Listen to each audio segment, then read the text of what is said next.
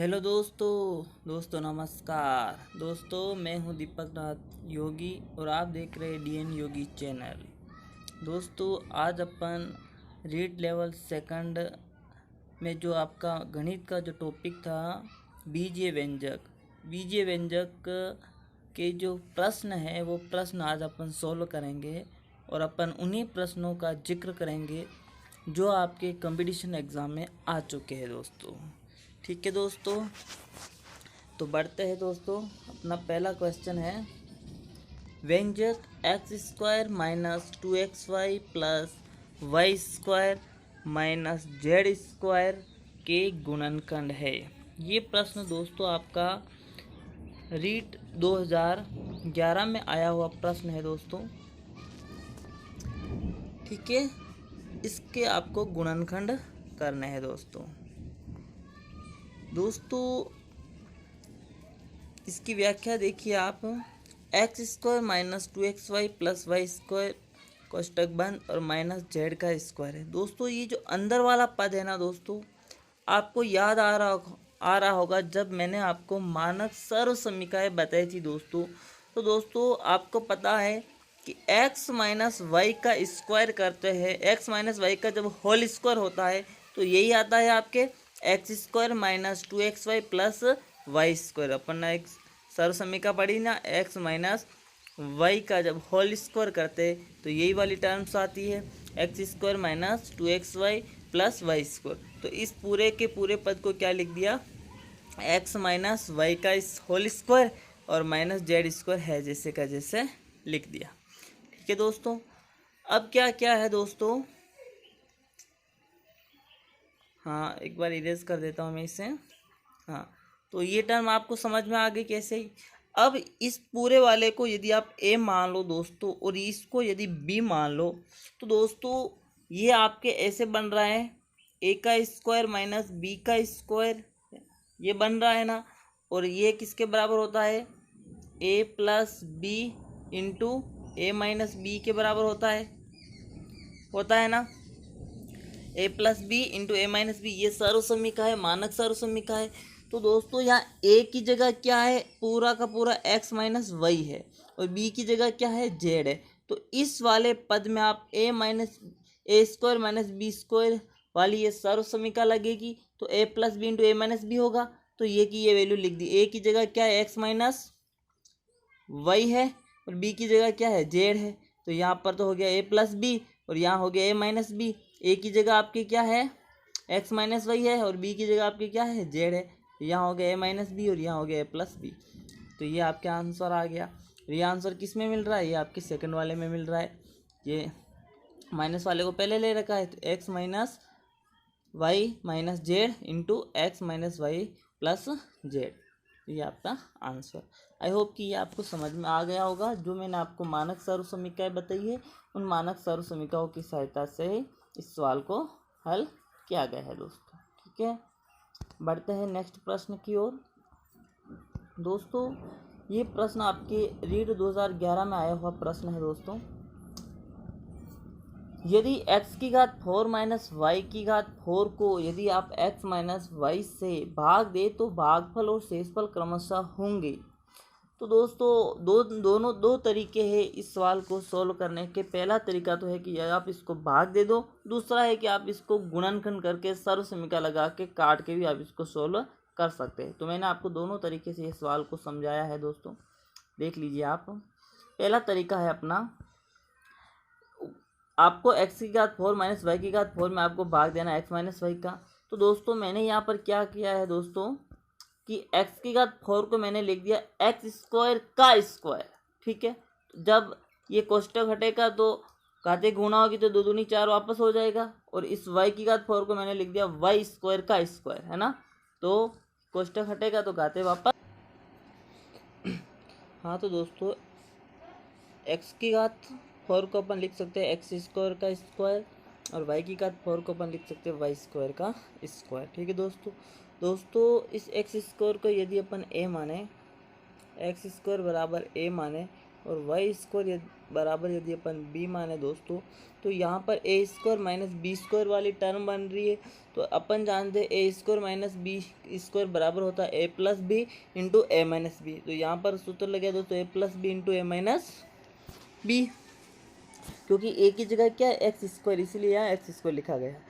तो a plus b into a minus B, ठीक है दोस्तों। अब दोस्तों यहाँ पर आप वापस देखिए, इस वाले पद में ए स्क्वायर माइनस बी स्क्वायर वाला सूत्र लग रहा है, तो वापस यहाँ पर वही सभी सर्व समीकरण लागू हो जाएगी, a plus b into a minus b. तो x square minus y square को लिख दिया है दोस्तों x plus y into x minus y, ठीक है दोस्तों। एक्स माइनस वाई से एक्स माइनस वाई कैंसिल हो जाएगा दोस्तों, इसका मतलब आपके भाग पूरा पूरा चला गया। जब भाग पूरा पूरा चला गया दोस्तों, तो शेषफल क्या बच जाएगा, 0। और जो आपके बच गया वो ये दोनों, ये आपके क्या हो जाएंगे, भागफल। X square plus y square को एक्स प्लस वाई से गुणा किया है दोस्तों, तो एक्स स्क्वायर का पहले एक्स से गुणा हुआ तो एक्स क्यूब, फिर एक्स स्क्वायर का वाई से गुणा हुआ तो एक्स स्क्वायर वाई, प्लस फिर वाई स्क्वायर का एक्स से गुणा हुआ तो एक्स वाई स्क्वायर, फिर वाई स्क्वायर का वाई से गुणा हुआ तो वाई क्यूब। ये आपके भागफल आ जाएगा।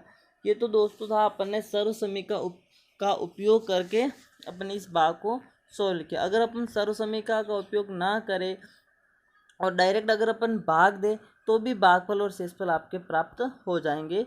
ये देखिए दूसरा तरीका आपके, ठीक है। एक्स की घात 4 में एक्स की घात 4 माइनस वाई की घात 4 में आपको भाग देना है एक्स माइनस वाई का, ठीक है दोस्तों।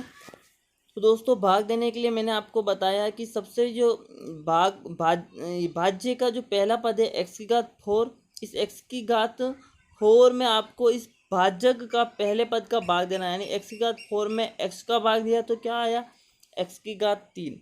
इस एक्स की घात 3 को कहाँ लिखना है दोस्तों, यहाँ भागफल में लिखना है।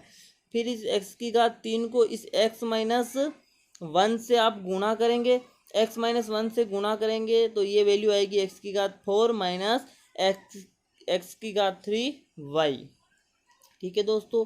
ये मैंने जब आपको भाग बताया तब ये चीज़ बता दी, ठीक है। फिर इसको घटाया दोस्तों, तो ये चिन्ह चेंज हो जाएंगे, ये माइनस माइनस और ये प्लस में हो जाएगा, ये वाला दोस्तों कैंसिल हो जाएगा, और ये जो बचेगा प्लस का x3y और माइनस वाई की घात 4, क्योंकि ये असमान पद है, घटेंगे नहीं तो इनको है जैसे का जैसे उतार दिया दोस्तों।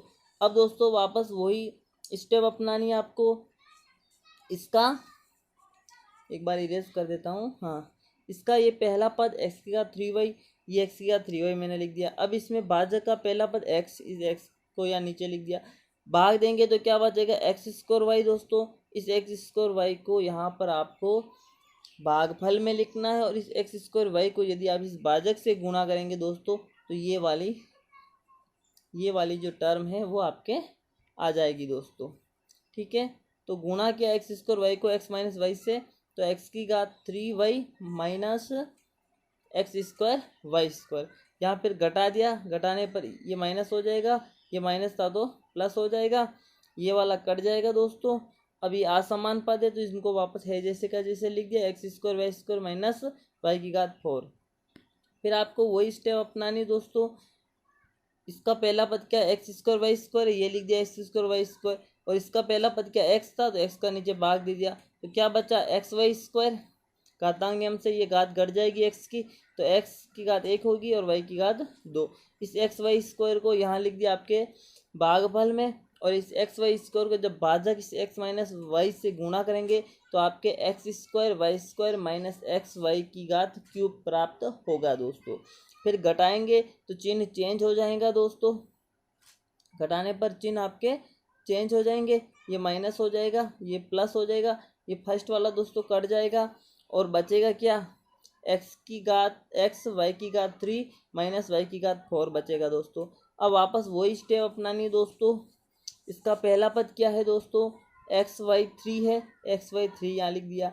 इसका पहला पद क्या है, एक्स है, एक्स का भाग लगाया, तो एक्स से एक्स कैंसिल हो गया, क्या बचेगा वाई की घात 3, तो ये वाई की घात 3 को हमने लिख दिया भागफल में, और वाई की घात 3 को जब इस एक्स माइनस वाई से गुणा करेंगे तो एक्स वाई की घात 3 माइनस वाई की घात 4 आएगा। सेम में से सेम को आप घटाओगे दोस्तों तो आपको 0 प्राप्त होगा, तो भागफल ये आपके प्राप्त हो गया। और ये आपके शेषफल प्राप्त हो गया। तो मतलब आप भाग दे के भी इसको सोल्व कर सकते हो और मानक सर्व समीकरणों का उपयोग करते हुए इनका गुणनखंड करके भी आप इसको सोल्व कर सकते हो। आई होप कि ये सवाल आपको समझ में आ गया होगा दोस्तों अगला सवाल है a प्लस बी का होल स्क्वायर बराबर a square plus b square plus 2ab के बारे में निम्न में से क्या सत्य है। ये रीड 2012 में आया हुआ प्रश्न है दोस्तों। यह एक सर्व समीकरण बिल्कुल सही है दोस्तों। जब मैंने आपको सर्व समीकरण पढ़ाई थी तब मैंने आपको ये सर्व समीकरण लिखवाई थी दोस्तों, और मैंने बताया कि ये सर्व समीकरण मानक सर्व समीकरण है दोस्तों। और दोस्तों मैंने बताया कि सर्व समीकरण उसे कहते हैं जो चर के सभी मानों के लिए सत्य होती है, वो सर्व समीकरण होती है दोस्तों। चर यहाँ पर दोस्तों ए और बी दो चर है दोस्तों आप यहाँ ए और बी की जगह कुछ भी वैल्यू रखिए, इधर LHS बराबर RHS होगा। आपका दाया पक्ष जो होगा वो आपके बाएं पक्ष के बराबर होगा, ठीक है। LHS बराबर RHS होगा। आप ए और बी की कुछ भी आप वैल्यू रखिए, ठीक है। तो यह एक सर्व समीकरण बिल्कुल सही। यह एक समीकरण है नहीं दोस्तों, अब समीकरण नहीं हो सकती है ये सिर्फ एक सर्व समीकरण है, क्योंकि ये चर के सभी मानों के लिए सत्य हो रही है। कुछ निश्चित मानों की बात नहीं हो रही, यहाँ पर चर के सभी मानों के लिए सत्य है, इसलिए ये सर्व समीकरण है। तो आपका पहला कथन ही सही है दोस्तों, ठीक है। 1 और 2 दोनों सत्य तो ये होंगे नहीं और ये भी होगा नहीं, तो आपका फर्स्ट वाला आंसर हो जाएगा। आई होप कि आपको ये समझ में आ रहा होगा। दोस्तों यहाँ पर ही देखिए, ये आपके रीट 2012 में आया हुआ प्रश्न है दोस्तों। थोड़ा सा इसको और जूम कर देता हूँ मैं। दोस्तों आपको व्यंजक 27x³ plus 27x² plus 9xy² plus y³ में आपको y प्लस 3x से भाग देना है दोस्तों। भाग देने पर आपको गुणनफल नहीं होगा दोस्तों, यहाँ पर भागफल है और फिर आपको शेषफल निकालना है, ये किसके बराबर होगा, ठीक है दोस्तों। तो देखिए दोस्तों, इसमें आपके दोनों तरीके से मैंने इसकी व्याख्या की है दोस्तों। पहले इसमें गुणनखंड वाले यानी सर्व समीकरण जो यूज़ हो रही वो इस्तेमाल की है, फिर मैंने आप भाग विधि से भी आपको समझाया है, ठीक है दोस्तों। हाँ, अब यहाँ पर ध्यान दीजिए, आपको दोस्तों ये जो वाला पद है ना, ये वाला 27x³ plus 27x² plus 9xy² plus y³ में आपको y प्लस 3x का भाग देना है। तो ये अपने भाग लगाया। अब दोस्तों जो ऊपर वाला जो पद है ना, ये वाला पद, तो इस 27 को अपन लिख सकते हैं ना दोस्तों 3x³ वापस खोलेंगे तो ये की ये वैल्यू आ जाएगी, प्लस फिर इस वाले 27 को 27x² को दोस्तों अपन यूं भी तो लिख सकते हैं 3 × 3 का 3x², और फिर ये y को गुणा कर दिया। इसको अपन ऐसे लिख सकते हैं दोस्तों 3 × 3xy²। आप जब इसको वापस सोल्व करोगे तो ये की ये वैल्यू आएगी, इसको सोल्व करोगे तो ये की ये वैल्यू आएगी, ठीक है दोस्तों। और प्लस y³ को y³ पीछे लिख दिया। दोस्तों आप सोच रहे होंगे कि आप ऐसा क्यों लिख रहे हो। दोस्तों आपको थोड़ा सा आपका सेंस ऑफ ह्यूमर लगाना है दोस्तों। एक सर्व समीकरण होती है दोस्तों, वो मैं आपको बता देता हूँ दोस्तों। वो सर्व समीकरण क्या है दोस्तों, a प्लस बी का जब क्यूब करते हैं ना दोस्तों, तो उसका मान आता है a³ प्लस 3a²। थोड़ा सा जूम कम करता हूँ दोस्तों मैं, 3a² b plus 3ab² plus b³, ये होता है दोस्तों। ये बात समझ में आपको। a प्लस b का जब क्यूब करते हैं तो ये वाले पद बनता है a³ plus 3a² b plus 3ab² plus b³। अब दोस्तों आप जो ये वाला पद है ना 27x³ plus 27x² y plus 9xy² plus y³, तो अपने को ऐसा लग रहा है कि कहीं ना कहीं ये सर्व समीकरण बैठ सकती है। तो इस सर्व समीकरण के हिसाब से मैंने जो बीच वाले 27x² y था तो इनको मैंने 3a² b वाले फॉर्मेट में लाने का प्रयास किया। फिर 9xy² को मैंने इस 3ab² वाले फॉर्मेट में लाने का प्रयास किया, और 27x³ को मैंने a³ वाले फॉर्मेट में लाने का प्रयास किया। इसलिए मैंने इस वाले पद को इस तरह लिखने का प्रयास किया। आई होप कि आपको समझ में आ गया होगा कि ऐसा क्यों लिखा मैंने। ठीक है दोस्तों, तो ये वाला फॉर्मेट देखिए, ये वाला पूरा का पूरा फॉर्मेट बैठ रहा है, ये वाला, ये जो फॉर्मेट है, ये फॉर्मेट ए प्लस बी का होल क्यूब वाला फॉर्मेट बैठ रहा है, जो मैंने ये सर्वसमीका लिखी। तो इस पूरे की जगह अपन ए प्लस बी का क्यूब करेंगे, तो ए की जगह यहाँ पर क्या अपने 3x है, बी की जगह अपने क्या y है, तो 3x प्लस वाई का क्यूब, और नीचे क्या है y प्लस 3x है दोस्तों। अब दोस्तों मैं आपको बता दूं, जब a प्लस बी का क्यूब है ना, तो वैसे मैंने इसको एक फॉर्मेट, दूसरा फॉर्मेट और भी अपनाया है। इसके दो तरीके हैं दोस्तों, एक इसका थोड़ा सा जूम कम कर देता हूँ। हाँ, इसको अपन ऐसे भी लिख सकते हैं दोस्तों, ए प्लस बी का जो क्यूब था इसको ऐसे भी लिखा जा सकता है, a plus b into a square plus 2ab plus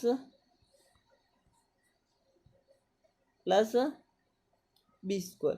तो इस तरीके से भी लिख सकते हैं ना, तो a plus b into a square plus 2ab plus b square, इस तरीके से भी अपन इसको लिख सकते हैं। तो मैंने यहाँ पर 3x प्लस वाई के क्यूब को ऐसे ही लिखा है दोस्तों यहाँ पर। ठीक है, ये वाला पद देखिए आप,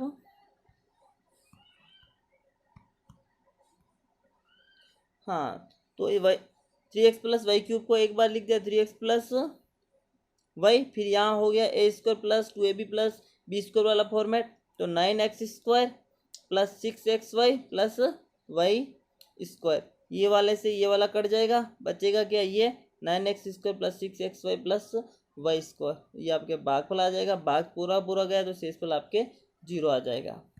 आई होप कि आपको ये समझ में आ गया होगा दोस्तों। दूसरा तरीका, आप डायरेक्ट भाग दे के भी आप इसको सोल्व कर सकते हैं दोस्तों। ठीक है ना दोस्तों, आप यहाँ पे आप ऐसे नहीं समझो तो आप ऐसे भी समझ लो कि ऊपर क्या है 3x प्लस वाई है दोस्तों, नीचे भी क्या है 3x प्लस वाई है, सेम है ना, तो भाग करेंगे तो घात कम हो जाएगी, तो ये कट के क्या हो जाएगा 3x प्लस वाई का स्क्वायर ही बचेगा ना, और 3x प्लस वाई का स्क्वायर आप खोलोगे तो ये आपके आएगा 9x square plus 6xy plus y square. ठीक है दोस्तों, हाँ, दूसरा जो भाग वाला जो फॉर्मेट है उसको भी आप समझ लीजिए, सॉरी, हाँ, भाग से भी आप डायरेक्ट कर सकते हो। ठीक है, ये भाग है, इसमें आपको 3x प्लस वाई का भाग देना है, y प्लस 3x था तो मैंने 3x प्लस वाई लिखा, क्योंकि मैं यहाँ पर x के घटते क्रम में यहाँ पर इन पदों को सेट कर रहा हूँ। ठीक है, तो ये x के घटते क्रम में, तो ये भी आपको x के घटते क्रम में ही रखना है।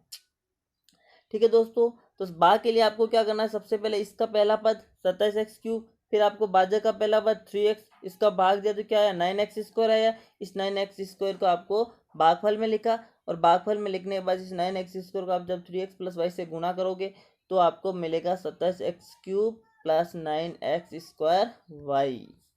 ठीक है दोस्तों, क्या मिलेगा 27x square plus 9x square Y.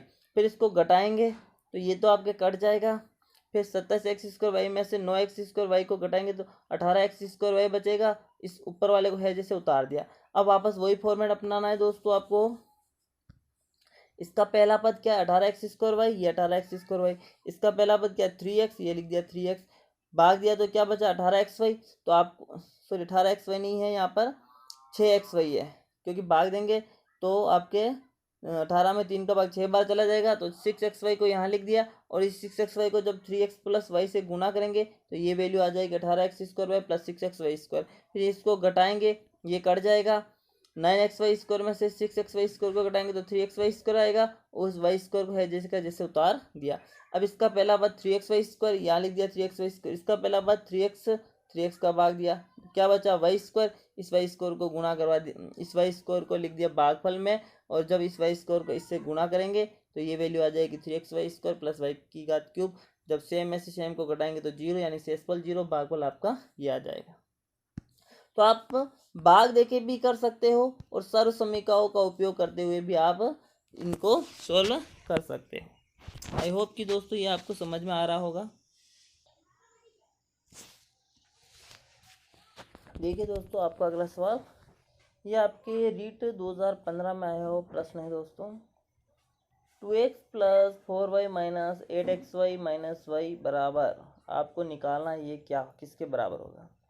ठीक है दोस्तों, इसकी व्याख्या आप देख लीजिए दोस्तों। 2x को है जैसे लिख दिया, प्लस इस वाले में से 4y को जब कॉमन लेंगे दोस्तों तो क्या बचेगा, 1 माइनस 2x बचेगा और -1 पीछे है जैसे है। ठीक है दोस्तों, इस -1 को इस 2x के पास में लिख दिया दोस्तों, 2x माइनस वाई, और इस वाले में से दोस्तों माइनस को बाहर लिया है ना, कोष्टक में से माइनस को और बाहर लिया, तो अंदर वाले चिन्ह सभी क्या हो जाएंगे, चेंज हो जाएंगे। तो ये 1 जो था माइनस का हो गया और माइनस का 2x जो था वो प्लस का 2x हो गया ब्रैकेट के अंदर, क्योंकि यहाँ माइनस को बाहर कॉमन लिया है। ठीक है दोस्तों, अब क्या करेंगे दोस्तों, अब आप देखिए दोस्तों कि ये भी 2x माइनस 1 है, इधर भी 2x माइनस 1 है, तो 2x माइनस 1 को ही कॉमन ले लिया, तो इस 2x माइनस 1 की जगह तो हो जाएगा 1 और ये माइनस, और फिर क्या बचेगा 4y, तो ये 4y हो गया। तो आपका ये आंसर भी आ गया। ठीक है दोस्तों, एक मिनट, हाँ ये हो गया आपके 2x minus y, sorry 2x minus 1, 2x minus 1, 1 minus 4y, 1 minus 4y, तो ये आपके सेकंड नंबर का आंसर हो गया 1 minus 4y into 2x minus y. ठीक है दोस्तों, आई होप कि आपको समझ में आ गया होगा। बढ़ते हैं नेक्स्ट प्रश्न की ओर। ये प्रश्न आपके रीट 2017 में आया हुआ प्रश्न है दोस्तों। इसमें आपको क्या निकालना है, 5a² plus 15a minus 6b minus 2ab का आपको मान निकालना है। ठीक है दोस्तों, ये इसको है जैसे मैंने यहाँ लिख दिया। इस फर्स्ट वाले में से फर्स्ट दो पदों में से मैंने 5a को कॉमन लिया दोस्तों, तो a+3 बचेगा। ठीक है, इस सेकंड वाले में से -2b को कॉमन लिया तो 3+a बचेगा। अब यहाँ पूरे पद में से a+3 कॉमन में आ रहा है दोस्तों, a+3 को कॉमन में लेंगे तो क्या बचेगा 5a, फिर क्या बचेगा -2b। ठीक है दोस्तों, ये आपका आंसर भी हो गया। कौन सा पद है इसमें, a+3 कहाँ है, ये a+3 है, 5a माइनस 2b और ये 5a माइनस 2b, तो ये आपके चौथा ऑप्शन आपका राइट हो जाएगा। बढ़ते हैं नेक्स्ट प्रश्न की ओर। ये प्रश्न दोस्तों आपके रीट 2017 में आया हुआ प्रश्न है। 3x प्लस 5 का होल स्क्वायर माइनस 60x निम्न में से किसके बराबर है। ठीक है दोस्तों, तो यहाँ पर दोस्तों 3x प्लस 5 का होल स्क्वायर को पहले सोल्व किया दोस्तों। अपन जानते हैं a+b का स्क्वायर बराबर क्या होता है, a² plus 2ab plus b² होता है। तो मैं यहाँ लिख देता हूँ, a प्लस b का स्क्वायर बराबर क्या होता है, a² plus 2ab plus b² होता है। तो ये वाला पद, ये जो सर्व समीकरण यहाँ लागू हो गई, तो ये सर्व समीकरण यहाँ पर लागू की है दोस्तों, a+b का होल स्क्वायर बराबर a² plus 2ab plus b²। ठीक है दोस्तों, तो यहाँ पर a की जगह क्या है 3x है और b की जगह क्या 5 है, तो 3x का square plus 2ab 3x into 5 plus b का स्क्वायर, यानी यहाँ 5 का स्क्वायर है, 5 का स्क्वायर डायरेक्ट कर दिया मैंने 25। ठीक है, फिर माइनस 60x को है जैसे ही लिख दिया है। ठीक है दोस्तों, अब आप देखना दोस्तों, 9x² है जैसे हो गया, ये गुणा होगा तो 3x हो जाएगा, सॉरी 30x हो जाएगा, और ये -60x को मैंने पहले लिख दिया है -60x प्लस 25। ठीक है दोस्तों, ये हो गया 9x²। ये दोस्तों प्लस और माइनस हमेशा बाकी होती है, चिन्ह हमेशा बड़ी संख्या का लगता है, तो बड़ी संख्या 60 का चिन्ह क्या, माइनस, तो माइनस लगा दिया, 60 में से 30 को घटा दिया तो 30 आ गया, 30x प्लस 25। अब यहाँ पर दोस्तों आप ध्यान देना, 9x² माइनस 30x प्लस 25, और ऊपर अपने क्या आया था, यहाँ जब इसको सोल्व करेंगे तो इसमें क्या आया था, प्लस का 30x आया था, और यहाँ पर क्या आ रहा है दोस्तों, माइनस का 30x आ रहा है, यहाँ पर प्लस का 30x आया था। तो यानी आपको चिन्ह चेंज करना है, तो यहाँ पर a+b का होल स्क्वायर था, तो यहाँ a-b का होल स्क्वायर हो जाएगा। ठीक है दोस्तों, तो यहाँ पर b की जगह क्या है 5 है, तो माइनस के 5 आ जाएंगे, तो a-b का होल स्क्वायर हो जाएगा। तो ये 3x माइनस 5 का होल स्क्वायर हो जाएगा। जब आप इसको खोलोगे ना तो यही आप इस 3x माइनस 5 को खोलोगे तो ये की ये वैल्यू आपकी आ जाएगी 9x² माइनस 30x प्लस 25, और आपकी ये आंसर हो गया 3x माइनस 5 का होल स्क्वायर, यानी आपका आंसर सेकंड हो गया। आई होप कि दोस्तों ये आपको समझ में आ गया होगा। बढ़ते हैं नेक्स्ट प्रश्न की ओर। हाँ, निम्न में से बहुपद है ये छोटे छोटे सवाल है दोस्तों। हाँ, निम्न में से आपको बहुपद बताना है। पहला है आपको 1+1/x है, दूसरा है 2x² प्लस √x है, तीसरा है 2x प्लस √2 है, और चौथा है आपके x की घात 2/3 प्लस 3 है। अब निम्न में से बहुपद कौन सा है दोस्तों? आपके इसमें आंसर 3 दे रखा है ना। आंसर क्या दे रखा है आपके? 3 है। सपोज करो दोस्तों ये 3 आंसर आपको दे रखा है, 3 क्यों दिया? फर्स्ट वाले को क्यों नहीं दिया दोस्तों? सेकंड वाले को बहुपद क्यों नहीं माना? थर्ड वाले को बहुपद क्यों नहीं माना? दोस्तों बहुपद में हमेशा चर की जो घात होती है ना दोस्तों, वो चर की घात आपके किस में होनी चाहिए? चर की घात आपके पूर्ण संख्या होनी चाहिए। चर का घातांक आपके पूर्ण संख्या होनी चाहिए।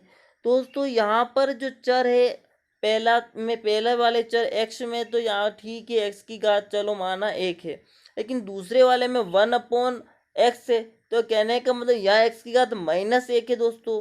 जब चर में घात आपके माइनस में आ रही है तो वो कभी आपका बहुपद नहीं होगा। ठीक है, दूसरे में देखो दोस्तों, यहाँ चर की घात क्या है? 1/2 है, अंडर है, बट्टा में आ रही है, आपके पूर्ण संख्या नहीं है, इसलिए दोस्तों आपके 2 वाला भी बहुपद नहीं होगा। चौथा वाला देखो, x की घात कितनी? 2/3, यानी बट्टे में आ रही, परिमेय संख्या है, लेकिन पूर्ण संख्या नहीं है, तो आपका चौथा भी बहुपद नहीं है। यहाँ पर देखो आपका चर क्या है? x है, और x की घात कितनी? 1 है, जो कि पूर्ण संख्या है, इसका मतलब ये आपके बहुपद। अचर का कोई लेना देना नहीं। आप अचर या अंडर रूट 2 है, आपको हमेशा चर की घात का ध्यान रखना है कि यदि चर की घात पूर्ण संख्या है तो वो आपका बहुपद होगा। दोस्तों आप सोच रहे होंगे कि पूर्ण संख्या क्या होती है, तो दोस्तों मैंने पहले भी बता दिया और अब और बता देता हूँ। ऐसी संख्या जो 0 से शुरू होकर अनंत तक जाती है, 0 1 2 3 से अनंत तक जाती है, वो संख्या पूर्ण संख्या कहलाती है। ठीक है दोस्तों, अब निम्न में से बहुपद नहीं है, तो आप बता सकते हो ये बहुपद नहीं है। क्यों? क्योंकि यह x की घातांक पूर्ण संख्या में नहीं है। यहाँ पर x की घात पूर्ण संख्या में, यहाँ पर x की घात पूर्ण संख्या में। अब दोस्तों आप इस 3 पर विचार करते होंगे कि या तो x है ही नहीं। दोस्तों यहाँ x नहीं है, पर आप इसको ऐसे भी तो लिख सकते हो ना, 3x की घात 0। x की घात 0 का मान कितना होता है दोस्तों? 1 होता है। 1 को 3 से गुणा करोगे तो कितना आएगा दोस्तों? कितना आएगा? 3 ही आएगा ना। तो ये आपके अचर बहुपद कहलाता है दोस्तों। आपको ध्यान रखना है, जो संख्याएं अगर आ जाए तो अपन इसको x की घात 0 के रूप में लिख सकते हैं ना, x की घात 0 के रूप में लिख सकते हैं। तो ये आपका ये आपका अचर बहुपद कहलाएगा दोस्तों। ठीक है, तो ये आपका बहुपद है, हमेशा ध्यान रखना ये बहुपद है। लेकिन यहाँ चर की घात क्या है दोस्तों? -1 है, 1 x की घात -1 है ना, तो ये आपके पूर्ण संख्या नहीं, इसीलिए ये आपका बहुपद नहीं है। ये तो बहुपद है, क्योंकि अपन 3 को ऐसे भी लिख सकते हैं, 3x की घात 0 लिख सकते हैं दोस्तों। तो ये 3 × x की घात 0 का मान 1 होता है, तो 3 ही आएगा। कुछ फर्क पड़ा क्या? नहीं पड़ा। तो ये आपका अचर बहुपद होता है दोस्तों। अगर आपको दोस्तों कोई यूँ पूछ ले कि अचर बहुपद में चर की घात होती है, तो आपको बताना है क्या होती है? चर की घात 0। आई होप कि आपको ये समझ में आया होगा दोस्तों। बढ़ते हैं कुछ छोटे छोटे प्रश्नों की ओर, जो कि मुझे इम्पोर्टेंट लगे, हो सकता है आपके लिए इम्पोर्टेंट होंगे। हाँ, निम्न में से आपको एक चर वाला बहुपद है दोस्तों। एक चर वाला बहुपद यानी जिसमें केवल एक चर हो, a हो या b हो या x हो या y हो, केवल एक होना चाहिए। ठीक है, अब यहाँ पर देखो दोस्तों, x है चर, यहाँ पर चर x और y 2 है, यहाँ पर चर x और y 2 है, यहाँ पर भी x और y 2 है, तो यानी एक चर वाला पद तो यही है ना। आप एक चर की घात को नहीं देखना है, आपको पूछा कि एक चर वाला पद यानी चर कितना है। चर यहाँ पर 1 है। चर की घात तब होगी, चर की घात से तो तब डिपेंड होता है जब वो द्विघात हो, रेखिक बहुपद हो, तो वो चर की घात, तब अपन चर की घात देखते हैं। ठीक है दोस्तों, जैसे आपके अभी आ गया है, निम्न में से एक पदी बहुपद है, ये 3x आपका आंसर है। इस पहले वाले में 2 पद है, इसमें भी 2 पद है, इसमें भी 2 पद है और इसमें 1 पद ही है दोस्तों। तो ये आपके सिंपल सा आंसर था, सिंपल सा प्रश्न और इसका आंसर भी सिंपल है दोस्तों। निम्न में से रैखिक बहुपद, अब आया ना दोस्तों यहाँ जो रैखिक बहुपद है, अब यहाँ पर चर की घात को देखना है। रैखिक बहुपद वह बहुपद होता है दोस्तों जिसमें चर की घात 1 होती है दोस्तों, जिसमें चर की घात 1 हो वो रैखिक बहुपद कहलाता है दोस्तों। ऐसा बहुपद जिसमें चर का घातांक 1 हो वो रैखिक बहुपद होता है। यहाँ चर की घातांक 2 है, इसका मतलब ये रैखिक बहुपद नहीं है। यहाँ चर की घातांक 2 है, रैखिक बहुपद नहीं है। यहाँ चर की घातांक 1 है दोस्तों, 1 नहीं लिखा हुआ है लेकिन इसका मतलब यहाँ पर x की घात कितनी है, 1 है दोस्तों, क्योंकि 1 को जनरली लिखते नहीं है। तो यहाँ 1 है, यहाँ 4 है तो ये भी नहीं, इसका मतलब आपका आंसर नंबर 3 आपका राइट आंसर है दोस्तों। रैखिक बहुपद की घात होती है जो मैंने अभी बता दिया, रैखिक बहुपद की घात 1 होती है दोस्तों। ठीक है दोस्तों, बढ़ते हैं नेक्स्ट प्रश्न की ओर। हाँ, बहुपद 5x की घात 7 प्लस 7x की घात 5 प्लस 3x स्क्वायर प्लस 2 की घात है। चर की अधिकतम घात देखो दोस्तों, चर यहाँ इस पद में चर की अधिकतम घात 7 है, तो इस बहुपद की घात क्या है दोस्तों, 7 है। सिंपल सा आंसर। निम्न में से द्विघात बहुपद, द्विघात बहुपद वह बहुपद होता है दोस्तों जिसमें चर का अधिकतम घातांक 2 होना चाहिए। यहाँ चर का अधिकतम घातांक कितना है दोस्तों, 0 है। यहाँ चर का अधिकतम घातांक 1 है। यहाँ चर का अधिकतम घातांक 3 है। यहाँ चर का अधिकतम घातांक 2 है। इसका मतलब आपका आंसर नंबर 4 सही है, द्विघात बहुपद जिसमें चर का अधिकतम घात 2 होना चाहिए। आई होप कि ये प्रश्न आपको समझ में आ रहे होंगे दोस्तों। हाँ, बहुपद में इसमें भी घात बतानी है, तो अधिकतम घात वाला पद ये है 6x की घात 5, तो यहाँ पर घात x की अधिकतम कितनी 5 है, तो ये आपका 5 वाला आंसर हो जाएगा बहुपद की घात। अचर बहुपद की घात होती है दोस्तों, मैंने पहले भी बताया कि अचर बहुपद की घात 0 होती है। जैसे अपन ने लिखा 3, तो इसको अचर बहुपद के रूप में x के रूप में लिखे तो x की घात 0, तो यहाँ पर घात क्या हो गई, चर की घात कितनी दोस्तों, 0, तो अचर बहुपद की घात होती है 0। ये इंपॉर्टेंट प्रश्न है दोस्तों, आपके एग्जाम में आ सकते हैं। अब है शून्य घात वाला बहुपद कहलाता है, अचर बहुपद कहलाता है दोस्तों, ये भी अपन ने पढ़ लिया। ऐसा बहुपद जिसमें चर की घात 0 वो अचर बहुपद होता है। ठीक है दोस्तों, बढ़ते हैं नेक्स्ट स्लाइड की ओर। इसमें वो दोस्तों आपको शून्यकों की संख्या निकालनी दोस्तों। तो दोस्तों अच्छा, शून्यकों की संख्या है, इसमें कितने शून्य होंगे। अगर दोस्तों आपको कोई भी बहुपद दे रखा हो और अगर उस बहुपद में आपको x की अधिकतम घात देखनी, अगर x की अधिकतम घात 1 है तो शून्यकों की संख्या 1 होगी।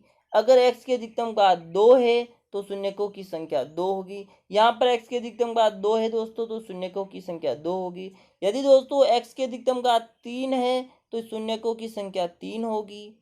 ठीक है, अगर x की घात 4 है दोस्तों तो शून्यकों की संख्या 4 होगी। आई होप कि आपको समझ में आ रहा होगा।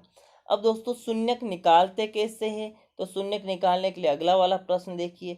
X square plus 5x plus 6 का एक शून्यक है दोस्तों। अब दोस्तों इस बहुपद में पहले तो आप देखिए कि शून्य कितने होंगे। x की अधिकतम घात कितनी है दोस्तों, 2 है, तो यहाँ पर शून्यकों की संख्या कितनी होगी, 2 होगी। अब दोनों शून्यक कैसे निकालेंगे, तो शून्यक निकालने के लिए दोस्तों x square plus 5x plus 6 को आपको 0 के बराबर रखना है। किसके बराबर रखना है दोस्तों, 0 के। X square plus 5x plus 6 को यहाँ पर टुकड़े किए दोस्तों, 5x के यहाँ पर टुकड़े किए, बीच में 3x प्लस 2x लिख सकते हैं 5x को। फिर इस फर्स्ट वाले से x कॉमन लेंगे तो x प्लस 3 हो जाएगा। फिर इस 2x प्लस 6 से 2 कॉमन लिया तो x प्लस 3 हो गया। अब इन पूरे में से x प्लस 3 को कॉमन लेंगे तो x प्लस 2 बच जाएगा दोस्तों। तो ये कुल मिला के यहाँ पर इस x square plus 5x plus 6 का गुणनखंड क्या आया, x प्लस 3 और x प्लस 2। दोस्तों जब अपन गुणनखंड के बारे में पढ़ेंगे तब मैं आपको ये डिटेल से समझा दूंगा कि गुणनखंड और कैसे निकालते हैं इजी तरीके से। और इसको 0 के बराबर रखना दोस्तों, ये 0 के बराबर रख दिया। अब यहाँ एक बार x प्लस 3 को 0 के बराबर रखोगे तो x की वैल्यू क्या आएगी, -3 आएगी। फिर x प्लस 2 को 0 के बराबर रखोगे तो x की वैल्यू क्या आएगी, -2 आएगी। समझ में आ रहा है ना दोस्तों, नहीं आ रहा है तो मैं आपको बता देता हूँ। जैसे एक बार आपको किसको रखना है, x प्लस 3 को 0 के बराबर रखोगे, x बराबर क्या आएगा, 3 इधर जाएगा तो माइनस का हो जाएगा, ये आ जाएगा। फिर आपको एक बार x प्लस 2 को 0 के बराबर रखना है, ये 2 इधर आएगा तो x बराबर क्या आ जाएगा, -2। तो शून्य क्या आएंगे, -2 और -3, इसके शून्य होंगे। तो -2 आंसर है इसमें अपने है ऑप्शन में, -3 तो है ही नहीं, तो आपका आंसर केवल ये राइट हो जाएगा। आई होप कि आपको समझ में आ गया होगा। रेखिक बहुपद 3x-2 का शून्यक निकाला है। ये रेखिक बहुपद या x के अधिकतम घात है तो शून्यक भी 1 होगा। शून्यक निकालने के लिए आपको किसी भी बहुपद को आपको 0 के बराबर रखना है। इसको 0 के बराबर रख दिया, इस 2 का पक्षांतर करेंगे तो इधर आ जाएगा, 2 प्लस में हो जाएगा। फिर इस 3 का पक्षांतर करेंगे तो ये 3 गुना में तो भाग में चला जाएगा, तो x बराबर 2/3 हो जाएगा। ये आपका राइट आंसर। किसी द्विघात बहुपद के शून्यक दे रखे हैं और आपको यदि बहुपद ज्ञात करना हो दोस्तों तो सबसे इम्पोर्टेंट है, और ये है आपका सूत्र। यदि यानी 2 आपके शून्यक दे रखे, एक शून्य को मान लिया ये अल्फा है और दूसरा शून्यक आपका क्या है दोस्तों, बीटा है। अल्फा की जगह क्या है 4/3 है और बीटा की जगह क्या है -1 है। तो दोस्तों आपको बहुपद निकालना हो तो बहुपद का सूत्र होता है दोस्तों x² minus alpha plus beta x plus alpha into beta. अब इस सूत्र में ये आपके शून्यकों के मान रख दिए, अल्फा के जगह आपको 4/3 रखना है, बीटा की जगह -1 रखना है। तो देखिए x² माइनस अल्फा की जगह 4/3 और बीटा की जगह -1 हो गया, फिर x आ गया, फिर यह अल्फा और बीटा का गुणा हो गया 4/3 इंटू -1 x, तो ये x² माइनस ये घटाएंगे तो ये 1/3 आएगा, फिर x का गुणा हो गया और फिर ये गुणा करेंगे तो -4/3 आ जाएगा। ठीक है दोस्तों, इस पूरी और इस वाले पूरे को 3 से आप गुणा कर दो तो ये बचेगा 3x² माइनस x माइनस 4 बराबर 0। ठीक है दोस्तों, आपको ध्यान में रखना है दोस्तों, जब आपके पास 2 शून्यक दे रखे हो और आपको बहुपद निकालना है तो ये सूत्र आपको लगाना है दोस्तों, x² minus alpha plus beta into x plus alpha into beta. ठीक है दोस्तों, हमेशा यहाँ पर ध्यान रखना कि सूत्र में ये माइनस में होना चाहिए। ठीक है, x² minus alpha plus beta into x plus alpha into beta. I hope कि आपको ये समझ में आ गया होगा दोस्तों। अब बढ़ते हैं नेक्स्ट प्रश्न की ओर। व्यंजक 3/2 x की घात 3 minus 5/2 x² plus 5x/2 plus 5/4 में x का गुणांक x ये रहा दोस्तों। x के साथ में क्या है दोस्तों, ये है ना दोस्तों 1/2 x, इसको ऐसे भी लिख सकते हैं ना x/2 को 1/2 इंटू एक्स। तो x का गुणांक क्या है दोस्तों 1/2 है, तो x का गुणांक 1/2 है। ये देखिए दोस्तों x/2 को आप ऐसे लिख सकते हैं 1/2 इंटू एक्स, तो x का गुणांक क्या है 1/2। ठीक है दोस्तों, आई होप कि आपको समझ में आ गया होगा।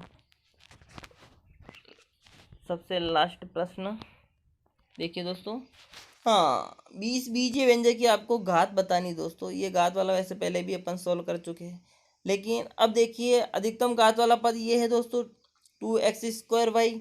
यहाँ x की अधिकतम घात 2 है, y की अधिकतम घात कितनी दोस्तों 1 है। घातों का योग करना, 2 + 1 बराबर कितना होगा 3। तो घात क्या होगी बीजीय व्यंजक की 3, ये आपका आंसर आ जाएगा। देखिए प्रथम पद में 2x² में चरों की घातों का योग ये हो गया जो कि अधिकतम में, तथा बीजीय व्यंजक की घात 3 होगी। ठीक है दोस्तों, यदि आपको मेरा ये वीडियो अच्छा लगा तो आप इसे लाइक करें, सब्सक्राइब करें और शेयर करें।